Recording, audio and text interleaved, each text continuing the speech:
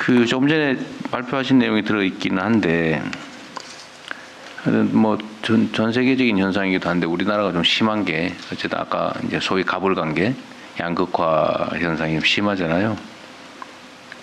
그러니까 다시 한 번 말씀을 좀 드리면 이게 이제 공정한 시장 질서, 자본주의 시스템이라고 하는 게 힘이 대등할 때 작동하는 거잖아요. 네. 근데 힘이 예를 들면 우열이 지금 명확해지면 시장이라는 이름으로 경쟁이라는 이름으로 사실은 약육강식이 이루어지고 이게 결국 비효율이나 아니면 시장 실패를 유인하잖아요. 그러니까 힘의 균형을 잡아주는 게 정말로 중요하다. 그게 바로 정부의 역할이죠. 개인은 할 수 없죠. 개인 기업들은. 그렇습니다. 그래서 우리가 좀 근본적으로 생각들을 좀 기본적으로 좀 바꿀 필요가 있는 게 예를 들면 납품 기업들 또는 뭐 대리점 또는 저희가 이 동종 업체들 특정 기업과 거래하는 기업들 이게 수평적인 힘의 균형이 이루어지는 경우는 괜찮은데 그게 아니라면 어쨌든 좀 집합적으로 그 조직하고 집단적으로 협상하고 뭐 극단적인 경우는 집단 행동을 할 수 있게 해야 이 균형이 힘의 균형이 맞을 것 같거든요. 근데 이게 근본적으로 지금까지는 상정을 못했던 상황이기 때문에 기업들의 경우는 원칙적으로 단체 행동 또는 단결 행위, 집단 교섭 행위 이거 다 금지되어 있지 않습니까? 네. 공정거래법에. 근데 이게 이제 그 약자들에 대한 강자들의 착취라고 그럴까? 불공정 거래. 이걸 지금 사실은 강요 또는 권장하다시피 하는 상황이 돼버린 것 같아요. 그러니까 우리가 좀 근본적으로 생각을 좀 바꿔야 된다. 이게 사실 오래된 일도 아닌데 1900년대 초반 1900년대 초반까지도 노동자들이 노동조합 만들거나 단체 행동을 하면 이거 전부 처벌했잖아요. 네. 1900년대 초반만 해도 미국에서도 전부 뭐 교수형 시키고 집단 행동하면 소요죄, 폭동죄, 내란죄 뭐 이런 이름으로 다 사형 집행하고 이랬는데 그게 대공황의 한 원인이잖아요. 그게 결국은 소위 힘센 자본가들이 담합하고 독점하고 결합하면서 약한 노동자들을 계속 탄압을 하다 보니까 결국은 이제 소득 분배도 제대로 이루어지지 않고 결국 수요가 죽고 시장이 죽어서 결국은 대공황이 왔다는 그런 논리도 있단 말이에요. 근데 이거를 극복한 게 노동자들한테 단결권을 부여하고 집단 행동할 수 있게 해주고 오히려 보호하고 이러면서 미국이 어쨌든 50년 호황을 이루게 된 한 원인이 됐다. 물론 전쟁도 한 원인이었지만 지금이 그럴 때가 아닌가 싶어요. 지금이 사회적으로 소수의 강자 기업들, 뭐 진짜 글로벌 기업들, 그리고 거기에 거의 다 대부분 종속된 압도적 다수의 납품 기업들, 이게 어찌 보면 생태계인데 여기서도 힘의 균형을 이루어주는 게 정말 중요한 과제가 된 것 같아요. 강자들은 자기 힘을 주체를 못 하거든요. 스스로 할 수 없잖아요. 정부 역할로 전 중소기업들 또는 뭐 가맹점, 대리점 뭐 등등 연합 단결 활동을 할 수 있게 열어줘야 되지 않을까. 원칙적으로 허용하고 그게 예를 들면 약자들의 횡포도 있는 거거든요, 사실은. 그런 상황이 되면 그걸 통제해야 되지 않을까, 오히려. 그러니까 원칙적으로 허용하고 예외적으로 통제하는. 지금은 원칙적으로 통제하고 예외적으로만 허용하잖아요. 이걸 근본적으로 바꿔야 될 때가 아닌가 싶어요. 다른 부처들도 좀 제가 공모에서도 몇 번 얘기했는데 난 고민을 해봐야 될 것 같아요.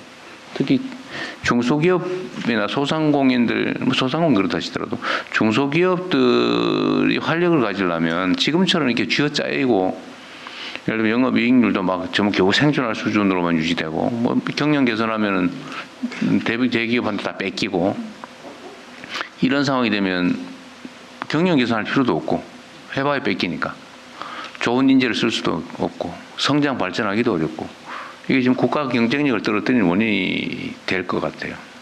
그래서 이거는 중소기업이 당사자니까 좀 그걸 좀 정리를 좀 하든지 연구를 좀 하든지 해서 제가 공정거래위에는 그 얘기를 좀 이미 여러 차례 했잖아요. 제가 네네. 국무회의에서. 예. 근데 아마 쉽게 하기 어려울 거예요. 근데 그건 당사자인 중소기업 쪽에서 뭔가 논리도 만들고 체계도 만들어서 당연히 예를 들면 어느 기업하고 거래하는 작은 기업들이 있으면 당연히 집단 교섭할 수 있게 해줘야 되고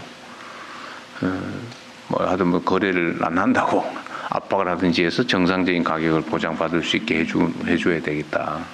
그 고민을 좀 깊이 좀 해주시기 바랍니다.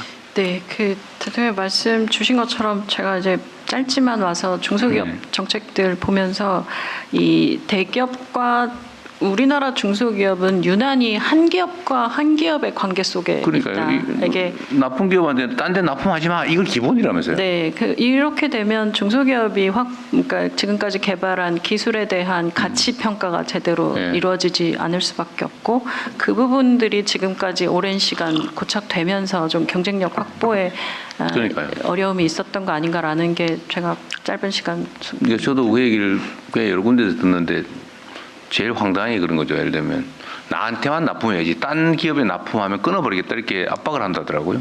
그러니까 시장이 기술 개발에서 여러분 제품 개발을 하면 자기가 납품하는 주요 업체에만 납품을 해야 되고 딴 데 하면 안 되기 때문에 종이 돼버리더라고요. 그러니까 그렇게 되면 사실은 경쟁력을 가질 수가 없잖아요. 네, 뭐 저도 기업에 있었으니까 왜 기업은 그런 건지는 저는 좀 이해는 하고 또 어떤 측면에서 본다면 이제 중소기업과 대기업 간에 또 주고받은 그러니까 일방적으로 중소기업의 기술이 대기업에만 온 게 아니라 대기업이 여러 가지 노하우도 주고 자본도 주고 했던 관계들이 있을 텐데 그럼에도 불구하고 이제 네. 와서 일을 하면서는 그 부분에 대한 조정과 네. 역할은 좀 정보해야 된다는 생각입니다. 그게 선진사회가 아닐까 싶어요. 근데 부작용은 없애고 개선은 하고. 그다음에 창업 앞으로는 이제 어딘가 누군가에 고용돼서 뭐 평생을 살아야 되는 시대가 가버렸잖아요 이제는. 네. 아무리 좋은 직장 취직해도 언제 그만둬야 될지 모르는 불안정한 사회가 돼서 결국은 고용 중심 사회에서 창업 중심 사회로 바뀌는 것 같아요. 그래서 창업을 적극적으로 지원해 줘야 되는데 하여튼 여기에 뭐 아까 발표 내용에도 있었지만 정말로 중요한 요소는 우리는 한 번 실패하면 재기를 못하게 하는 그런 경향이 있죠. 네. 특히 금융제도 뭐 연대 보증해가지고 한 번 실패하면 평생 빚쟁이 돼버리고 정서적으로도 그런 게 있는 것 같아요. 저 사람은 실패했던 사람이야 라고 일종의 낙인이랄까? 불신의 원인이 되는데 이론적으로 보면 실패한 사람들이 성공할 가능성이 훨씬 높거든요. 똑같은 자질과 역량과 의지를 가지고 있다고 보면 예. 좌절하고 무슨 사람이 이상하게 변해가지고 한 게 아니라면 그건 경험적으로 통계적으로 그럴 수밖에 없잖아요. 실패 예. 자산이 있기 때문에 경험 자산이 있기 때문에 그래서 실패 경험을 자산으로 인정해주고 거기에 오히려 더 기회를 더 북돋아 주어야 과감하게 창업에 도전할 수 있겠죠. 네, 그렇습니다. 네.